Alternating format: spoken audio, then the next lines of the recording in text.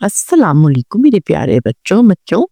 आज की कहानी एक नन्हे से बच्चे फाइव के बारे में है जो बहुत ज्यादा सफाई पसंद था। एक दिन फाइक अपना छोटा सा बैग लेकर अपने घर से जब गली में निकला तो परिंदे चहचहा रहे थे। घर गली चका कागज, छोटे छोटे पैकेट और पत्तों से भरी हुई थी। फाइव की आंखों में परेशानी आ गई, उसका चेहरा परेशान हो गया।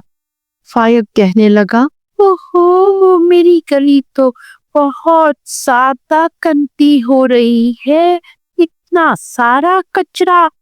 फाइव को गंदगी तो बिल्कुल पसंद थी ही नहीं।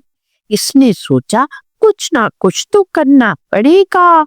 फाइव ने अपने सहन में सोचा कि उसकी दादी अक्सर कहती थी, बेटा सफाई निफ्स ईमान है, साफ जगह पर अल्लाह की रहमत आती है। फाइव ने तहिया कर लिया कि मैं अकेला अपनी घर की सफाई के साथ साथ अपनी गली को भी साफ सुथरा रखूंगा।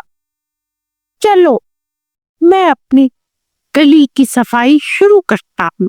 वो अपने घर में भाग कर गया, छोटा सा डस्ट पे दस्तानी और छाऊ उठा कर ले आया।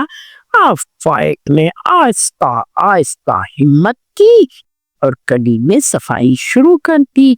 डस्टबिन में पत्ते, कागज, प्लास्टिक सब डाला और साथ साथ गुनगुनाता रहा, सफाई सफाई मेरे दिल को है भाई। पड़ोस की बिल्ली भी आकर फाइव के पास बैठ गई, जैसे कह रही हो, शाबाश फाइव, जब नियत साफ हो तो छोटे हाथ भी बड़ा काम कर जाते हैं।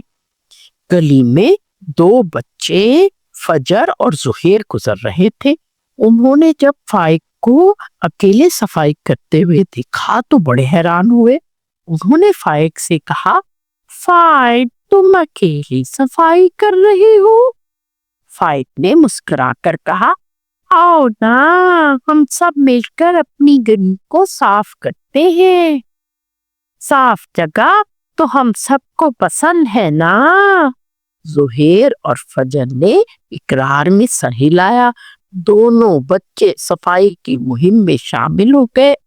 तीनों बच्चों ने सारा कचरा कम उठाकर डस्टबिन में डाला। गली आहिस्ता आहिस्ता साफ होने लगी। सफाई मुकम्मल होने के बाद सूरज की हल्की शुआएं जब गली पर पड़ी तो गली तो जैसे चमक उठी हो।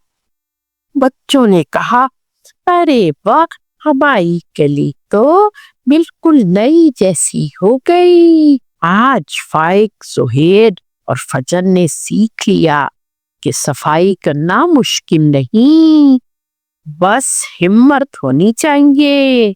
सफाई तो निफ्स ईमान है। तो बच्चों, कैसी लगी मेरी आज की कहानी? अगर मेरी कहानी पसंद आई हो तो मेरे चैनल को सब्सक्राइब करें और मेरी वीडियो को लाइक करें।